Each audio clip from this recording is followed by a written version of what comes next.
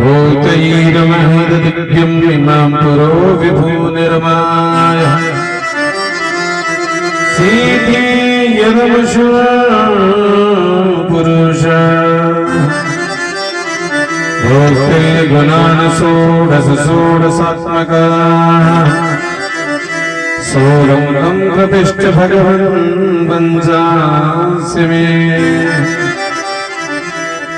भक्ति भगत भगवंत गुरु चतुर्नाम वपुये इनकी बंधन के नाशत वीर्यने बुद्धिहीन तनु जान के सुमरो पवने कुमार बल बुद्धि विद्याद मोहि हरहु कलेश विकार। जय जय श्री राधा रमण जय जय नवले किशोर जय गोपी चित चोर प्रभु जय जय मागन चोर। आइए हनुमत बैठिए तथा कहो चितला आसन लीजिए प्रेम से सकल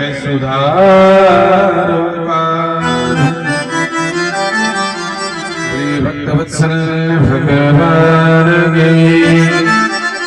जय जय श्री परम मंगल में परतवर अखिलेश्वर अकारण करुणा वर्णालय भक्तवांछित कल्पतरो श्री तड़िंदित विनिंदित पीतंबरधारी नंद नंदनी यशोधा नंदन पूर्ण ब्रह्मांड नायक चित्त भगवान श्री कृष्ण के चरणों में हम बारंबार प्रणाम करते हैं। और जो भी दृश्य आत्मा स्वरूप के साथ चोने में पड़े हुए जीवात्मा सभी आकर्षक दिवस की कथाओं का रसास्वादन करें। संत वृंद और विप्रदेव जो भी भक्तगण माता बहनी बालक भगवत प्रेमी जो भी लगाने हैं उन सभी को व्यासपीठ की ओर से सभी को राधे राधे राधे कृष्ण।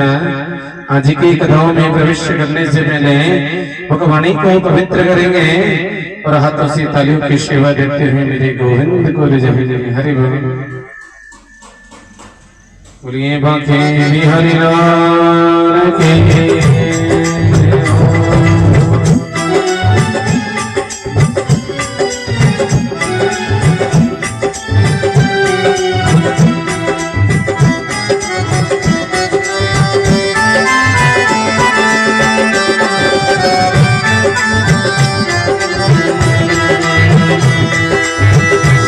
राधे राधे राधे राधे श्री राधे राधे श्री राधे राधे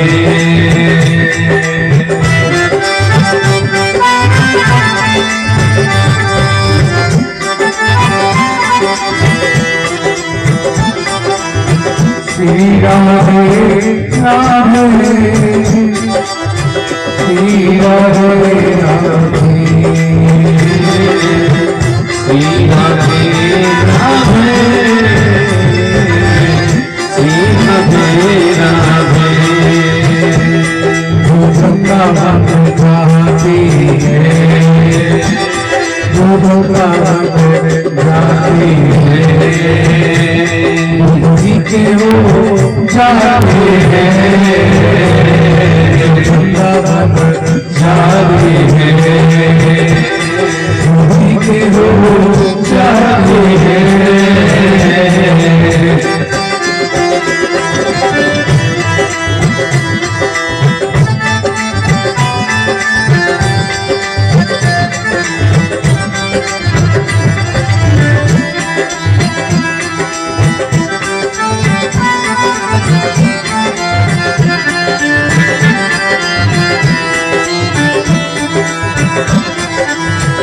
दबक जाते हैं वही हो जाते हैं जो दबक जाते हैं वही हो जाते हैं जो दबक जाते हैं वही हो जाते हैं।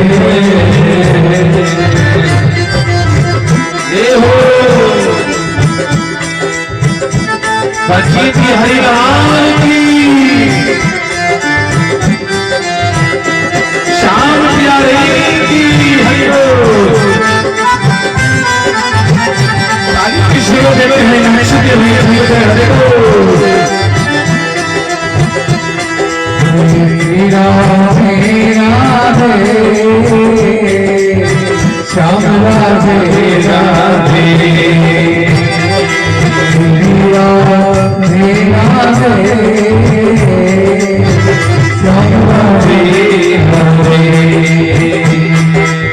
श्री राधे राधे श्याम राधे राधे बोली राधा रानी सरकार के। कल सायंकालीन वेला में बड़े धूमधाम से मेरे द्वारकाधीश भगवान और रुक्मणी जी का सुंदर विवाह संपन्न हुआ। सांडिल्य मुनि ने सुंदर मंत्र उच्चारण करके और लोक रीति नीति से सुंदर विवाह संपन्न करवाया। आज मेरे भगवान रुक्मणी जी को साथ में लेकर के और आज सीधे द्वारकापुरी आए हैं और द्वारकापुरी आकर के और बड़े आनंद के साथ में रहे हैं।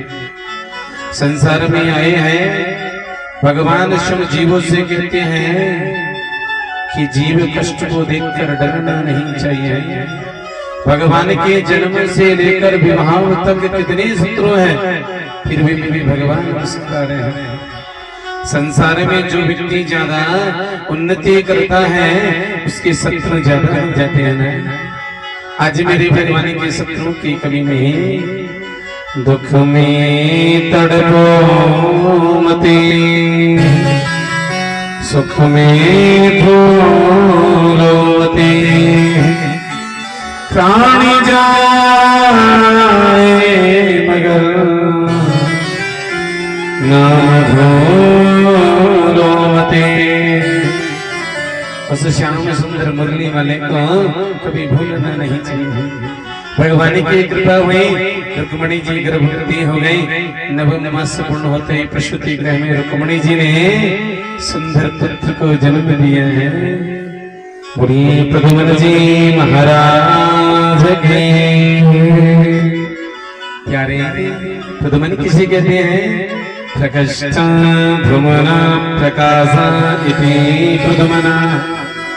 जो जीवन में अंधकार को मिटा दे प्रकाश की ओर ले जाए उसी का नाम प्रद्युम्न है। आज प्रसूति गृह में भगवान के पुत्र का जन्म हुआ। आज क्षम्भासुर नाम का दैत्य आया और प्रसूति गृह से भगवान के पुत्र का हरण करके और समुद्र के किनारे ले गया। क्रोध में आकर आकाश मंडल की ओर फेंक दिया और गुरुत्वाकर्षण बल के कारण वो बालक समुद्र में ही आकर गिरा। और आज बड़ी बड़ी मछलियां हैं। एक विहीर नाम की मछली ने आज भगवान के पुत्र का आहार बनाया। और आज जो भील होती हैं, जो मछली पकड़ने वाले होते हैं मछुआरे, आज उन्होंने जाल फेंका और वही मछली पकड़ में आ गया जिसने भगवान के पुत्र को आहार बनाया। मछुआरों का काम मछली पकड़ना, बाजार में गए बेचने के लिए। कैसा योग संयोग है सुखदेव जी के रहना जगह। शंबरासुर ने फेंका, भगवान का पुत्र ने मछली को पकड़ा और आज वही जो मछली है आज शंबरासुर ने खरीद ली। आज जो भोजन बनाने का काम है वो विद्यावती मायावती करती है। ये कौन है प्यारे? ये आज कामदेव की पत्नी है। एक बार नारद जी आए मायावती विद्यावती के पास आकर बोले, देवी आप अपने पति का चिंतन करो। एक दिन मछली का गर्भ विदर्ण करोगे, आपके पति के सुंदर दर्शन होंगे। विद्यावती मायावती हमेशा बड़ी सावधानी से गर्भ चाप करती है। जैसे मछली का गर्भ चाप किया, नारद जी की बात कभी अशक्त नहीं हो सकती प्यारे। आज मछली का विदर्भ किया और सुंदर पति के दर्शन पाए हैं। आज पति से बहुत प्रेम कर रही है, लालन पालन कर रही है। धीरे धीरे अब तो प्रदमन बड़े हुए हैं। और जैसे बड़े हुए नारद जी आए और सूचना दे दी, तुम्हारे पिता शंभरासुर नहीं है, तुम्हारे पिता तो द्वारिका की राजा श्री कृष्ण है। प्रदमन को क्रोध आया, क्षत्रिय है, यदुवंशी है, चंद्रवंशी है, और जाकर के आज शंभरासुर को मार के और विद्यावती मायावती को साथ लेकर के सीधे द्वारकापुरी चले गए। जब तक प्रदमन अपने घर गया, जब तक भगवान पीछे रहने वाले नहीं है। आज मेरे भगवान ने 16,107 विवाह कर लिए। कहने लगे कितने विवाह किए? भगवान का दूसरा विवाह किसके साथ हो? भगवान का दूसरा विवाह जामवंत की बेटी जामवती के साथ। अरे ये भगवान ने कैसे किया? बालों की बेटी के साथ में कैसे किया? कहने लगे कि द्वारिका के एक और राजा थे जिनका नाम था सत्राजीत है, और सत्राजीत के पास एक सुंदर सेमंतक मणि थी। आज कहीं पर भी जाता मणि को गले में धारण करके लेके जाता। एक दिन सत्राजीत घूमते घूमते भगवान के द्वार पर आए, प्रणाम किया, कन्हैया ने मुस्कुरा कर आदर सम्मान किया। आइए सत्राजीत राजा, आप भी राजा हैं, आसन पर बैठिए। गले में सुंदर मणि जब चमकने लगे और जैसे मणि चमकती रही, भगवान के मुख से निकल गया, ये आपके गले में क्या है? उन्होंने कहा हमारे गले में सेमंतक मणि है। इस मणि का क्या होता है? कहने लगे ये जो मणि है 10 घंटे पाठ पूजा करें तो 8 भार सोना देती है।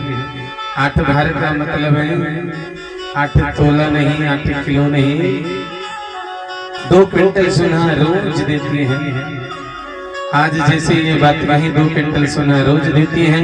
भगवान ने कहा हमें दे दो और हम रोज ब्राह्मणों से सेवा कराएंगे और इसकी पूजा कराएंगे। आज जैसे ये बात कही, ध्यान अवस्थित तदगतेन मनसा पश्यन्ति यम योगिनाः यशान्तं न विदो सुरासुरगणैः देवाय तस्मै नमः। वृन्दावन शोभनमयी वर्णनन्दगावसोगा राधा सी गौरी नहीं और कृष्ण नाम आज जैसे ही उन्होंने कहा ये दो हमें दे दो, जैसे ये बात कही और आज कहा कि आप कितना बड़ा परिवार है। कहने लगे एक तो हम हैं, एक हमारी रानी है, एक हमारा छोटा भाई प्रसन्न है और एक हमारी बिटिया है जिनका नाम सत्यभामा है। भगवान मुस्कुरा कर कहने लगे इसका मतलब 3.5 सदस्य, ये तो हमें दे दो। भगवान को आज नहीं दिया। सत्राजीत आज मणि को गले में धारण करके वापस आया। उनका छोटे भाई का नाम प्रसेन है, शिकार खेलने का बड़ा शौक है। आज प्रसेन गले में धारण करके जंगल में शिकार खेलने गया और आज जंगल में सिंह से भेंट हो गई, क्योंकि क्षत्रियों ने शिकार किया है ना, तो छोटे मोटे जानवरों का नहीं सिंह का किया है, इसलिए उनके नाम के पीछे सिंह लगता है। आज जैसे उन्होंने सिंह से युद्ध करा, सिंह ने आज प्रसेन को मार दिया। मणि को लेकर जब आगे जाने लगे प्यारे, तो आज आगे से जामवंत जी आ गए। कहने लगे ये मणि बड़ी सुंदर है और ये हमें दे दो। कहने लगे ऐसे नहीं प्राप्त किया, आप 2-2 हाथ कर लो, युद्ध करो और जो युद्ध में जीत जाएगा और हम अवश्य आपको देंगे। आज जैसे ये बात कही और आज उसी समय आज सिंह में जामवंत जी में युद्ध हुआ और आज जामवंत जी ने सिंह को मार दिया। मणि को लेकर अपनी गुफा में गए। जामवती खेल रही थी, जाकर का बेटियां सुंदर खिलौना लाया और आज बेटी को दान में कर दिया। बेटी बड़ी प्रसन्न, बड़ा ही सुंदर है। आज राजा सत्राजित ने चारों तरफ ढिंढोरा पिटवा दिया कि कृष्ण आया था, सैमंतक मणि मांगी थी, मैंने दी नहीं और लोभ के कारण मेरे भाई को मरवा दिया। आज मेरे भगवान ने मारा नहीं प्यारे, पर आज मेरे भगवान के कलंक लग गया। जब मेरे भगवान कलंक से नहीं बच सकते तो हमारा आप कौन से हैं? तो जीवन में कलंक न लगे। भगवान निर्दोष है, फिर भी भगवान के आज कलंक लग गए हैं प्यारे। आज मेरे भगवान ने गुरु जी का ध्यान किया है।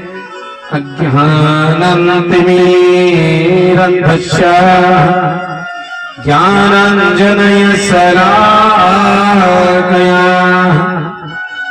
चक्षुरुन्मीलितं येन तस्मै श्री गुरवे नमः।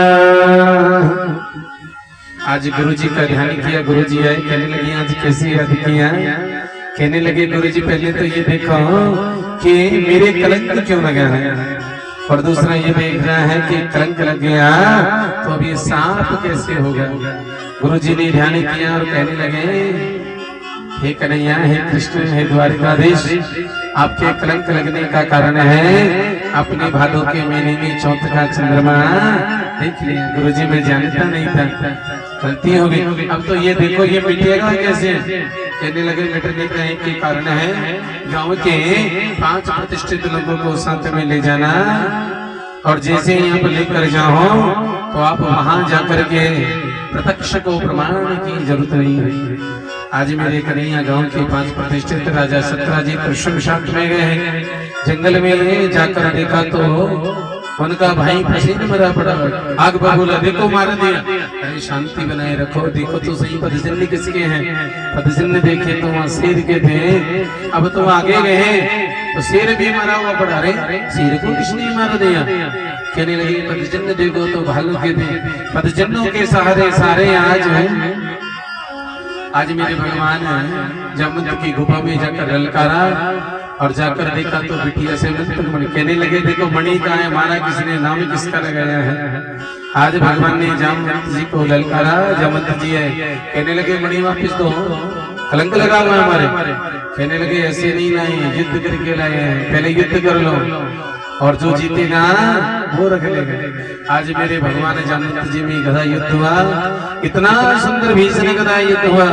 आज मेरे कन्हैया ने जामवंत जी की नस नस ढीली कर दी और अपने रूप को सुंदर राम जी का सुंदर रूप का दर्शन कर। कहने लगे प्रभु आप राम हैं? कि हाँ हाँ मैं राम हूँ। आज मेरे प्रभु कृष्ण ने आज जो उनकी खुजली थी उनको मिटाया है। द्वापर में जब त्रेता में मेरे राम जी का जन्म हुआ, राम जी की सेना में हनुमान जी थे, लंका पर विजय प्राप्त करके जब आए तो उसी समय जामवंत जी कहने लगे प्रभु लंका में मेरा जैसा योद्धा नहीं मिला और मेरी खुजली चल रही है और अब मुझसे युद्ध करो। जैसे ही ये बात कही कहने लगे स्वामी और सेवक में युद्ध नहीं हो सकता, इसलिए आज नहीं अगले जन्म में आपकी इच्छा है। प्रभु मैं एक कार्य और करना चाहता हूँ, मैं अपनी बेटी का विवाह। अरे ऐसा नहीं हो सकता, अगले जन्म में जरूर हम आपकी बेटी के साथ विवाह करें। प्रभु जब तक तो बेटी और मैं दोनों बुढ़े हो जाएंगे। भगवान ने आशीर्वाद दिया, ना तुम बुढ़े होंगे ना तुम्हारी बेटी बुढ़ी होगी। वही जामवंत जी है और वही जामवती है। और आज कहने लगे प्रभु एक सेवक स्वामी को कुछ देना चाहे तो आप लेंगे नहीं देंगे, मुस्कुरा कर कहने लगे सेवक जो देगा हम उसे स्वीकार करेंगे। उसी समय जामवंत जी ने अपनी बेटी का हाथ भगवान के हाथ में दिया। इस प्रकार से मेरे भगवान का दूसरा विवाह हो गया। कहने लगे प्रभु ये मणि भी आपकी है और ये बेटी भी आपकी, आप प्रसन्न रही है। मेरे भगवान का तीसरा विवाह सत्यभामा की। राजा सत्राजित ने सोचा चोरी किसने की है, मारा किसने है, नाम किसका लगा दिया, अब ये निश्चित रूप से हमारी बदनामी करेगा। अभी बदनामी करेगा तो इसका तो एक ही उपाय है बचने का, क्यों ना अपनी बेटी का विवाह इनके साथ करा दें तो इनका मुंह तो बंद हो जाएगा। आज सत्राजीत राजा ने अपनी बिटिया सत्यभामा का विवाह आज भगवान के साथ कर दिया। इस प्रकार से मेरे भगवान का तीसरा विवाह सत्यभामा के साथ में हो। आज भगवान के अक्रूर जी हैं, वो चाचा जी हैं। सुधनवा नाम के व्यक्ति को भड़का दिया, बहुत गरीब हैं। सेमंतक मणि को चुरा कर लिया, रोज पाठ पूजा करेंगे, 2 क्विंटल सोना देंगे। आज सुधनवा नाम का व्यक्ति गया, सत्राजीत को मार करके वही मणि को लेकर आए, लोभ को गया और जैसे ही लेकर आए और जैसे ही लेकर वहां आए हैं और आज सत्यभामा को पता लगा मेरे पिताश्री को मार दिया। सत्यभामा रोती रोती हस्तिनापुर गई और आज अपने स्वामी कृष्ण से कहा, स्वामी आप तो यहाँ चौपड़ पासे में मस्त हो रहे हैं, आपको पता नहीं मेरे पिताजी को किसने मार दिया। भगवान ने आज शंकर बलिया देवी जिसने भी मारा है उसको मैं जीवित नहीं छोड़ूंगा। मेरे भगवान वहां से गए, पता लगा सुधनवा ने मारा है। आज सुदर्शन चक्र से सुधनवा का सर धड़ से अलग कर दिया। सेमंतक मणि नहीं मिली, फिर ध्यान पड़ा कि चाचा जी के पास है। चाचा जी को जाकर धुतकारा फटकारा और अपमान कर दिया। चाचा श्री तुमने लोभ के कारण मेरे ससुर साहब को मार दिया। चाचा जी का अपमान कर दिया। इस प्रकार से मेरे भगवान का तीसरा विवाह सत्यभामा के साथ में हुआ। चौथा विवाह कालिंदी के साथ में हुआ। कालिंदी कौन है? यमुना। यमुना कौन है? भक्ति। आज मेरे भगवान और अर्जुन घूमते घूमते हैं, आज यमुना की ओर जा रहे हैं। आज कालिंदी सावली सुनोनी सुंदर स्त्री श्रृंगार करके और आज मेरे भगवान का इंतजार कर रही है। उसी समय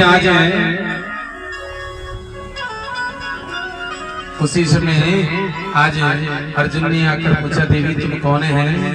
सुंदर श्रृंगार करके किसका इंतजार कर रही है?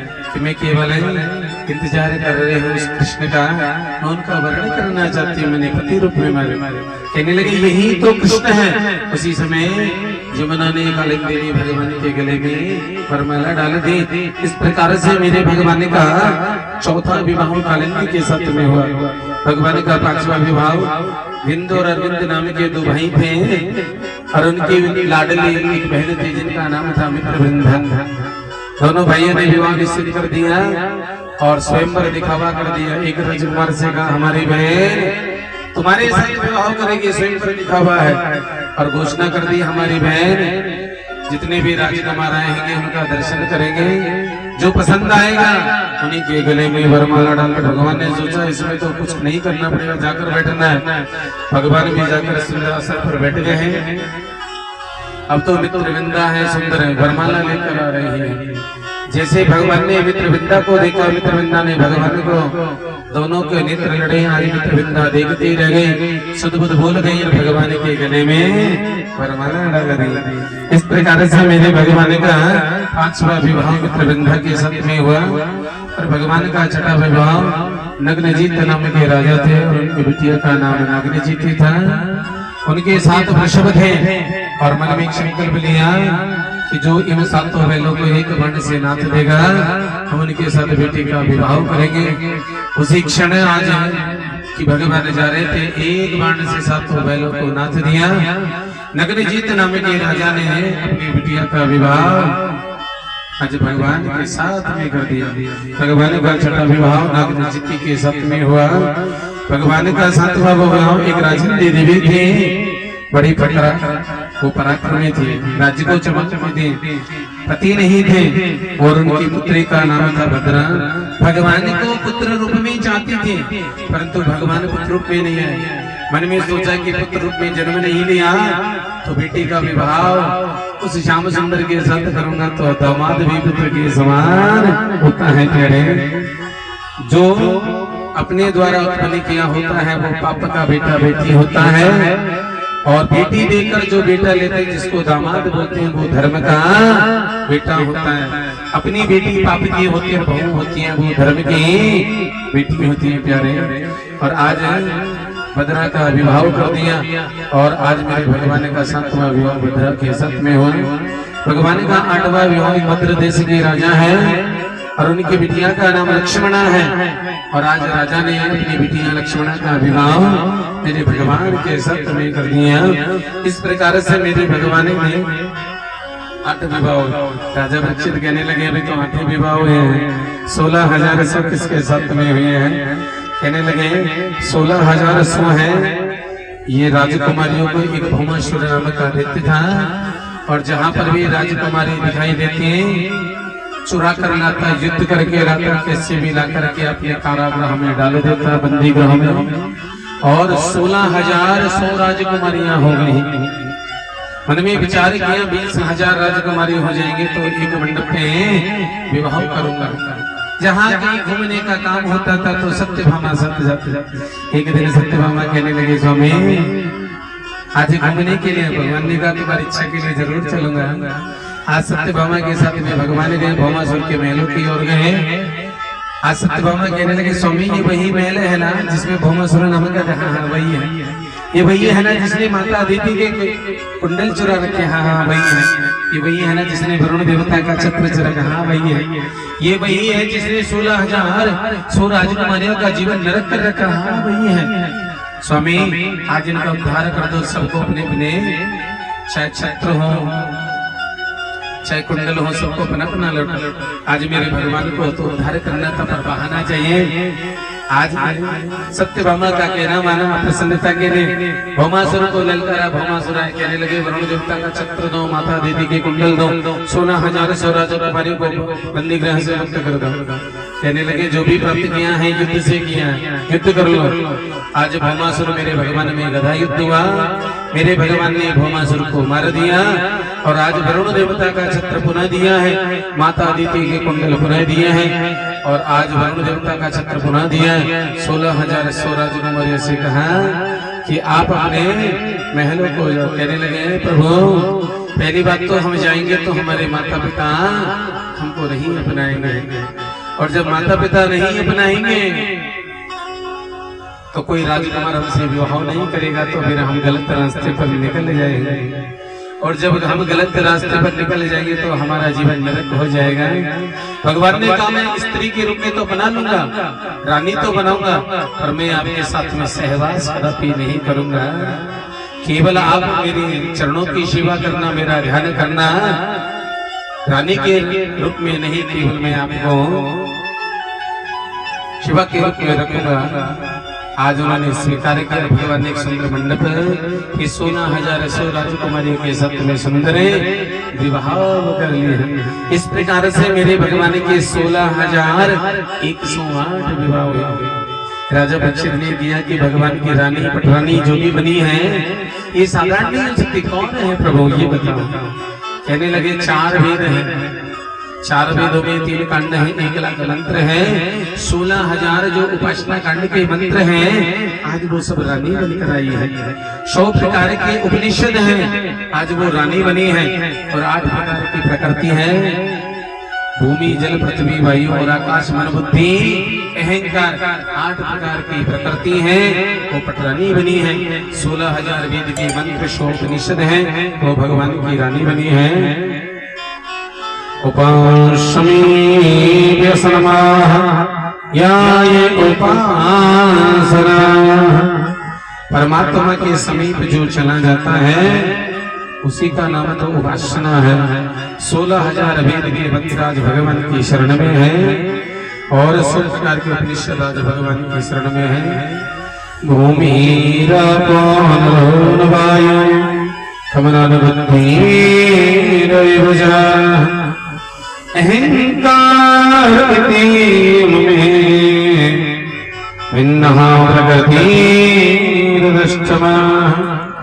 जीव और परमात्मा में क्या अंतर है। जो प्रकृति को वश में रखता है वो परमात्मा है और जो प्रकृति के वश में रहता है उसका नाम जीव है। जीव प्रकृति के वश में रहता है और प्रकृति परमात्मा के वश में रहती है, उसी का नाम परमात्मा है। पूरे भक्तवत्सल भगवान के जय जय श्री राधे जय।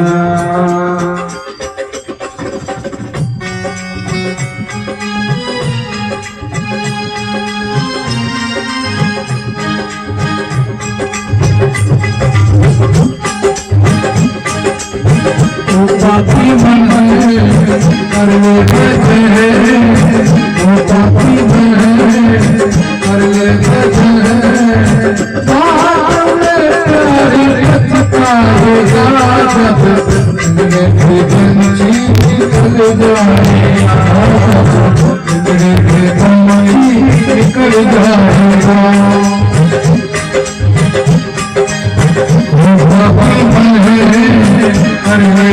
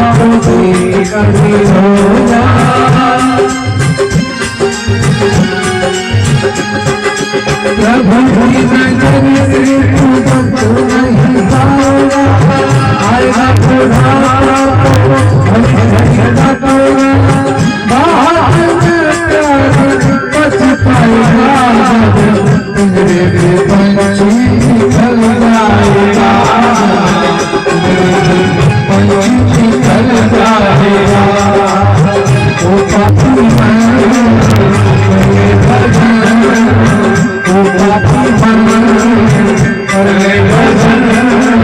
बात में प्यारी पछताएगा जब मेरे पंछी निकल जाएगा, जब मेरे पंछी निकल जाएगा।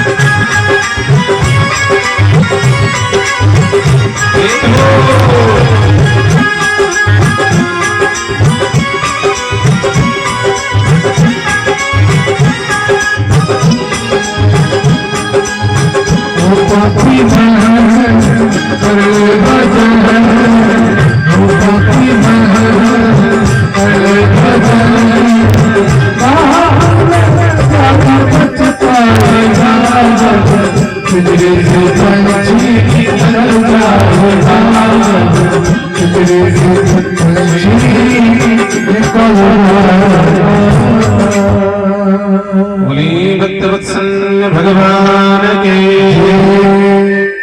आज मेरे भगवान के 16,108 विवाह हुए हैं। सब रानी के 10-10 पुत्र हुए हैं, एक एक पुत्री भई। मेरे भगवान के जितने भी पुत्र भई वो सब सुशील हैं। बड़े बेटे का नाम प्रद्युम्न है, प्रद्युम्न के 2 विवाह हुए हैं। और उनके भगवान के पुत्र हैं, उनका नाम अनिरुद्ध है, अनिरुद्ध के भी 2 विवाह हुए हैं।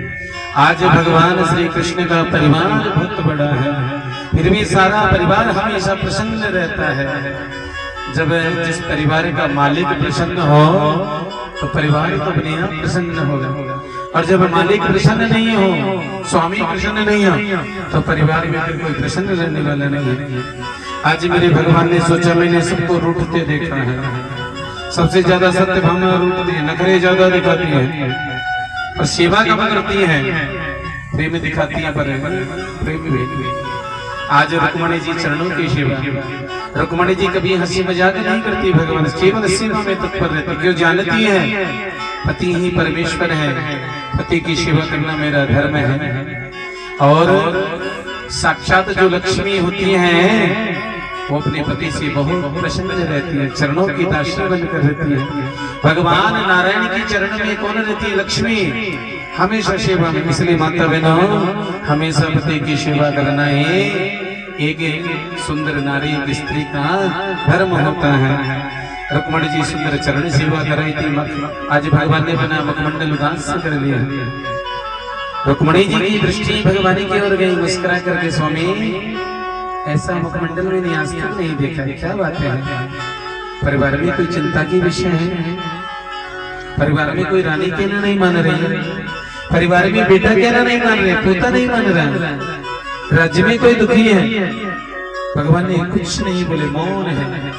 अंत में रुक्मणी जी के मुख से निकल गया, स्वामी मैं आपके चरणों की सेवा करती हूँ, जाने अनजाने में कोई मेरे से गलती हो गई।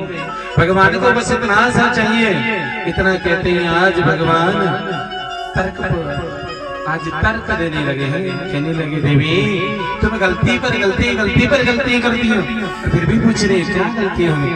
आजकल की रुक्मणी जी होती ना, तो नहीं मालूम क्या करती, पर वो भी लक्ष्मी है साक्षात।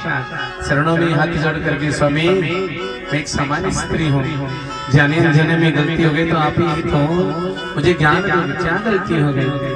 भगवान कहने लगे, पहली गलती ये हो गई, कहा तो तुमने एक ग्वारे से विवाह कर लिया, और कहा तुम एक राजा से विवाह करती, कितनी बड़ी गलती की। रुक्मणी जी की ओर तिरछी नजरों से देखा तो प्यारे रुक्मणी जी का मुखमंडल क्रोध में नहीं था, क्योंकि ये हमारा मुखमंडल क्रोध प्रसन्नता में चेहरा बदल जाता है। प्रसन्नता में इतना सुंदर है तो क्रोध में कैसे दिखेगा? भगवान क्रोध देखना चाहता है। स्वामी ये तो गलती हो गई, और क्या गलती हो गई?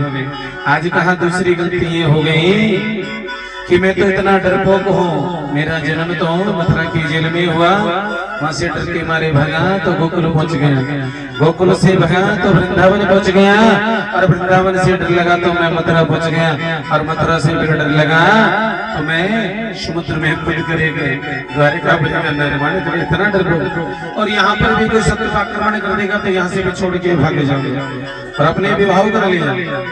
रुक्मणी जी की ओर देखा, फिर भी रुक्मणी जी क्रोध नहीं, स्वामी ये तो गलती हो गई, और क्या? आज भगवान कहने लगे, तीसरी गलती ये हो गई, मेरा नाम मेरा ध्यान तो वो लोग करते हैं जो पकड़नाथ होते हैं, जिनके पास कुछ नहीं होता है, और आपने विवाह कर लिया। रुक्मणी जी की ओर देखा, फिर भी रुक्मणी जी क्रोध कर, स्वामी ये तो गलती हो गई, और क्या गलती हो गई? कहने लगे कि संसार में किसी के भी माता पिता बेटी का विवाह करते हैं तो कम से कम ये तो देखते खानदान है, माँ का की है, पिता क्या है, क्या वाले है, उस समय तो देखा जाता है। मेरे तो यही पता नहीं मेरी माँ कौन है, कोई देवकी नंदन कहता है, और कोई यशोदा नंदन कहता है, कोई नंद का लाला कहता है, और कोई वसुदेव का लाला कहता है। मेरे तो माता पिताओं का भी पता नहीं है। तिरछी नजरों से रुक्मणी जी को देखा, फिर भी रुक्मणी जी बोली, स्वामी ये तो गलती होगी, और क्या गलती होगी?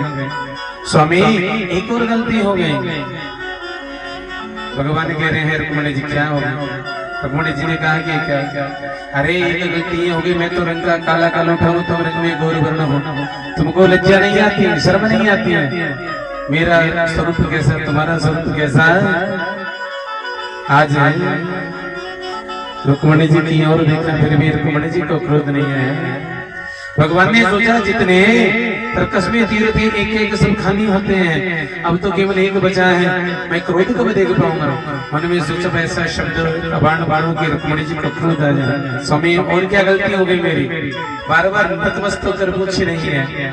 भगवान कहने लगे सबसे बड़ी गलती है अभी तुम्हारा, यदि तुम शिशुपाल से प्रेम करते हो, उनके साथ विवाह हो रहा था, तुम उनको चाहते हो, रानी बनना चाहते हो, तब भी तुम शिशुपाल से विवाह कर रहे हो। शिशुपाल का नाम सुनते ही आज रुक्मणी जी मूर्छित हो गए और आज पसीने से तरबतर हो गए। भगवान ने अपना चतुर्भुज रूप प्रकट किया, क्रोध नहीं देखा। भगवान आनंद फानंद में दो हाथों से गोद में उठाया, एक हाथ से पंखा सेवा कर रहे हैं, एक हाथ से दुपट्टे से पसीने पोंछ रहे हैं, होठों पर जल लगा रहे हैं। कुछ समय के बाद जब होश आया रुक्मणी जी को, रुक्मणी जी क्रोध में नहीं बोले स्वामी आपने जो कहा वो सत्य ही तो कहा है। कहा तो एक प्रकृति की आबद्ध साधारण स्त्री और कहा प्रकृति से परे सबको वश में रखने वाले। मेरी और आपकी कहा बरोबर ही है, पर आपकी बहुत बड़ी कृपा होगी जो आपने मेरे से विवाह को कर लिया है। स्वामी आपने दूसरी बात कही कि मैं तो इतना डरपोक हूँ कि मैं तो समुद्र में रहता हूँ। स्वामी जिनको माया चाहिए वो भीड़ भाड़ में और संसार में रहते हैं, और जिनको एकांत चाहिए संसार से दूर रहते हैं, वही तो भगवान के परम भक्त होते हैं। स्वामी अपने एक और बात कही थी कि मेरा नाम तो वो लेते हैं जो पकड़नाथ होते हैं। स्वामी वास्तविकता तो यही है, जिनके पास धन होता है वो धनवान नहीं, जो आपका नाम लेते हैं स्वामी वही तो सबसे बड़े धनवान होते हैं। कबीरा सब जगे धन निर्धरा, धनवंता नहीं तो धनवंता सोई जानियो, जाको राम नाम धन हो। सबसे बड़ा धनवान वो है जो जब भगवान का भजन करता है, और राम का भजन जो इकट्ठा कर रहा है वो धनवान है। कि ईंट पत्थर बजरी सीमेंट लोह लकड़ जो भी इकट्ठा कर रहे हैं संसार में, कागज के नोट यहाँ फिर यही रह जाएंगे, प्रभु का नाम ही साथ हो जाएगा। और स्वामी एक और अपने बात कही कि मेरे तो माता पिता भी नहीं। स्वामी एक बात कहूँ, हाँ हाँ बोलो बोलो, आपके भी कोई माता पिता है क्या? आप तो सारे संसार के जगत के पिता हैं स्वामी। तुम हो एक ही अगोचरे सबके प्राणपति, आप तो सबके प्राणों के पति। ऐसा कोई जीवन नहीं है जिनके आप स्वामी नहीं हो। आपके भी कोई माता होते हैं क्या? और स्वामी आपने एक और बात कही थी कि मैं तो रंग का काला कलूठा हूँ, मेरे बारे में बोल रहे थे गौर वर्ण में। स्वामी आप काले हो जब भी कमाल करते हो, गोरे होते ना करने वाले क्या करते हैं? काले हो जब संसार में प्रत्येक जीव आपको देखकर आकर्षित हो रहा है। एक ब्रज के एक संत ने बड़ी सुंदर बात कही है, एक कन्हैया तुम लाला नहीं होकर लली हो जाते हैं तो शीश कट जाते हैं करोड़ों के। आप लाला हो गए तो कम से कम 16,108 को आपने विवाह के बंधन में बांध लिया। आप लाली होते तो आपको पाने के लिए करोड़ों पुरुष अपना जोहर कर रहे थे। आपकी बहुत बड़ी कृपा है। और आज रुक्मणी जी कह रहे स्वामी आपका रंग भी काला है फिर भी कमाल करते हो, आपकी बांसुरी बांसुरी है फिर भी लोगों को नचाते हैं, और आपके कर्म भी अच्छे नहीं है। कभी गौ चराते हैं, कभी खीर चुराते हैं, कभी माखन चुराते हैं। ये शाम तेरी बनशी पागल कर जाती है, घनश्याम तेरी बनशी पागल कर जाती है।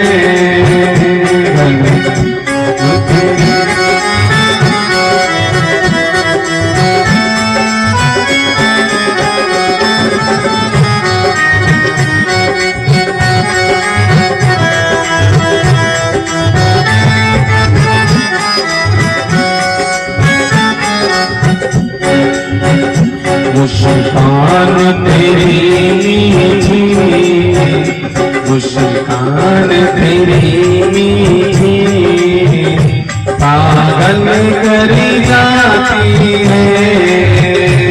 मुस्कान तेरी मीठी पागल करी जाती है। शाम तेरी बनशी पागल करी जाती है। शाम तेरी बनशी पागल करती है। मुस्कान तेरी मीठी घायल करी जाती है।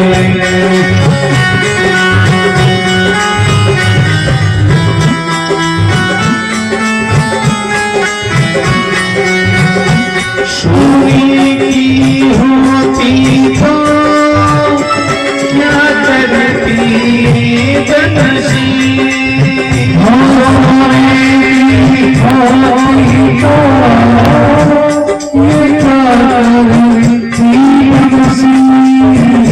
जब आशिकी हो कर भी, जब आशिकी हो कर भी इतना तड़पाते हैं। आशिकी होते इतना तड़पाती है।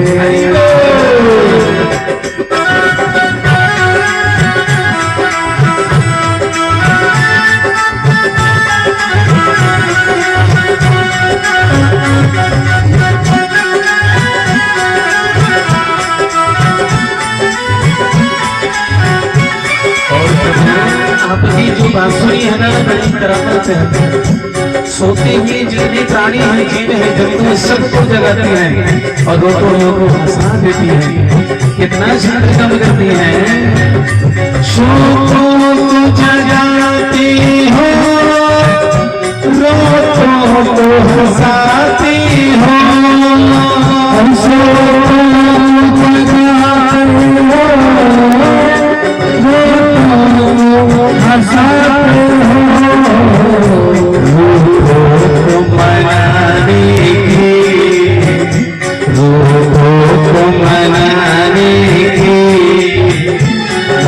तुमको आती है तेरी बंसी पागल करती है। मुस्कान तेरी मीठी घायल करी जाती है। हरि बोल, ताली बजाओ बेटे। जय हो।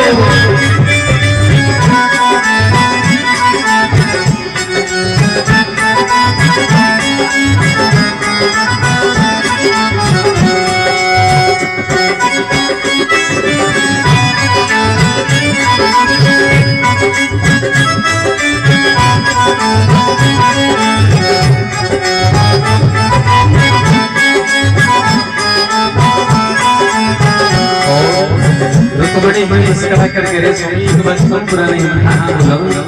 आपके कर्म में अच्छे नहीं है। ऐसे कर्मों को संसार में करे ना तो शादी भाव तक नहीं हो।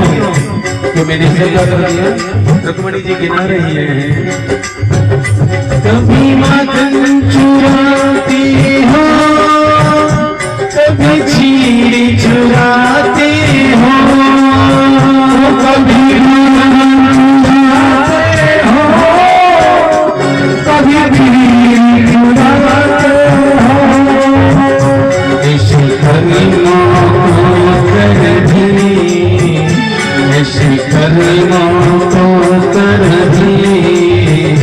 दुनिया यश गाती है।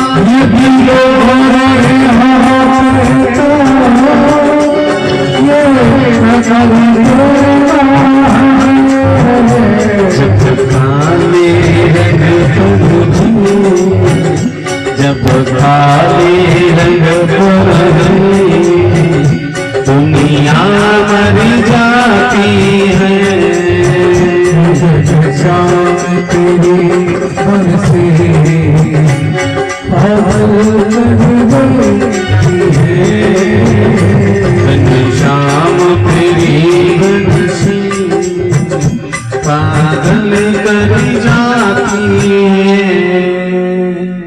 बोले भक्त वत्सल भगवान की जय जय श्री राम। आज मेरे भगवान ने एक नहीं अनेक प्रयास किए, फिर भी रुक्मिणी जी के मुखमंडल का क्रोध नहीं। ये माता बहनों को एक शिक्षा लेनी चाहिए। पति देव कितना भी ढोंग करे, नाटक करे, कितना भी क्रोध दिलाए, फिर भी हमेशा स्त्री को प्रसन्न रहना चाहिए।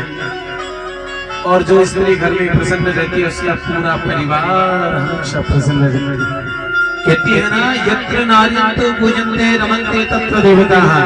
जहाँ नारियां प्रसन्न रहती हैं, नारियों की पूजा होती है, वहाँ देवता निवास करते हैं। प्यारे, आज रुक्मिणी जी ने आज क्रोध को नहीं देख पाए।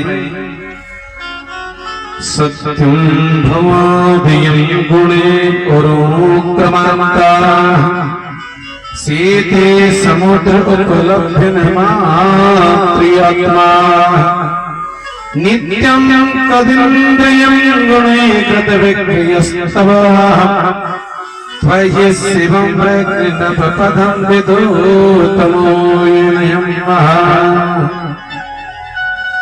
आज सुखदेव जी महाराज कहने लगे हैं कि हे राजन परीक्षित, मेरे भगवान के जो पुत्र हैं उनका नाम अनिरुद्ध है, और अनिरुद्ध के भी दो विवाह हुए हैं। एक विवाह तो रुक्मी की आज पोती के संग हुआ, और दूसरा विवाह है वो बाणासुर की बेटी पुत्री उषा के संग हुआ। बाणासुर एक बड़ी राजा थे, उनकी पुत्री का नाम उषा था, और स्वप्न में प्रद्युम्न नंदन अनिरुद्ध जी को देख लिए हैं। परिणाम ये हुआ कि आज उनकी जो सहेली ने चित्र लिखा है, उन्होंने कहा बहन मैंने एक पर पुरुष को देखा है रात्रि में, और कहा कि तुम उस पुरुष को लेकर कौन है, कि भगवान का पौत्र है। अनिरुद्ध का नाम है। द्वारिका गई, सोते हुए श्री कृष्ण के जो पौत्र हैं अनिरुद्ध को चुरा करके लेकर आ गई। भगवान ने नारद जी के द्वारा पता चला कि बाणासुर तो बोले हमारा पुत्र हमें लौटा दो, और बाणासुर और मेरे भगवान में सुंदर युद्ध छिड़ गया। शंकर जी आज सहायता के लिए आ गए। परिणाम ये हुआ कि श्री कृष्ण और शिव जी में युद्ध छिड़ गया। शिव और कृष्ण का युद्ध हुआ। अंत में शिव से भगवान की प्रार्थना, सबने भगवान की प्रार्थना की, और बाणासुर की पुत्री को अनिरुद्ध से विवाह करके वापस द्वारिका को भेज दिया। आचार्य सुखदेव जी कहते हैं परीक्षित एक बड़ी विचित्र बात है, मैं तुमसे बताना चाहता हूँ। बोले क्या है? आज मेरे भगवान जो कृष्ण उनके पुत्र हैं, उनकी उम्र कितनी है? जो पौत्र हैं उनकी 50 वर्ष। कृष्ण के जो पौत्र अनिरुद्ध हैं, और उनकी उम्र है अनिरुद्ध की 25 वर्ष है, और बाबा की उम्र 15 वर्ष है। बाबा की उम्र 15 वर्ष है, बेटे की उम्र 50 है, और पोते की उम्र 25 वर्ष है। प्यारे, ऐसा कहीं होता है? अच्छा, भगवान उम्र भी ज्यादा है पर लगती नहीं है 15 से ज्यादा। और आचार्य सुखदेव जी कहते हैं आपने कभी ऐसा नहीं देखा होगा, लेकिन भगवान 15 वर्ष से कभी आगे जाते ही नहीं है। श्री राघवेंद्र सरकार ने 13,000 वर्षों तक हमारी भूमि पर वास किया, और राघवेंद्र की उम्र भी 13,000 वर्ष होने पर भी देखने पर भगवान केवल 15 वर्ष ही। भगवान पर कभी काल का असर नहीं होता है। भगवान कालातीत हैं, काल से परे हैं। कभी 16 वर्ष के भगवान होते ही नहीं है। भागवत में तो यहाँ तक वर्णन आता है, जन से सुने, यहाँ तक वर्णन आता है।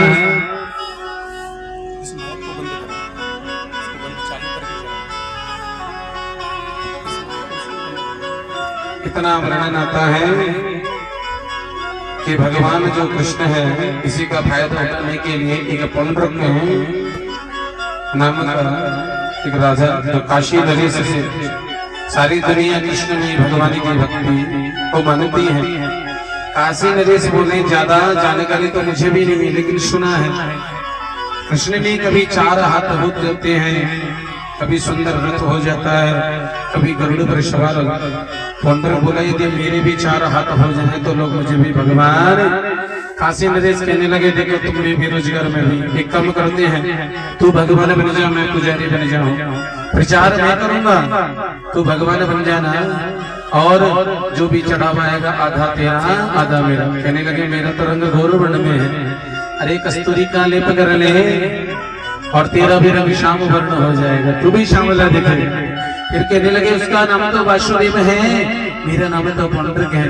कहने लगा कि पौंड्रक के पीछे वासुदेव लगा ले, तेरा नाम उससे भी बड़ा हो जाएगा, पौंड्रक वासुदेव हो जाएगा। कहने लगे इसके तो 4 हाथ मेरे 2 हाथ लकड़ी के लगाने, तेरे भी 4 हाथ हो जाएंगे।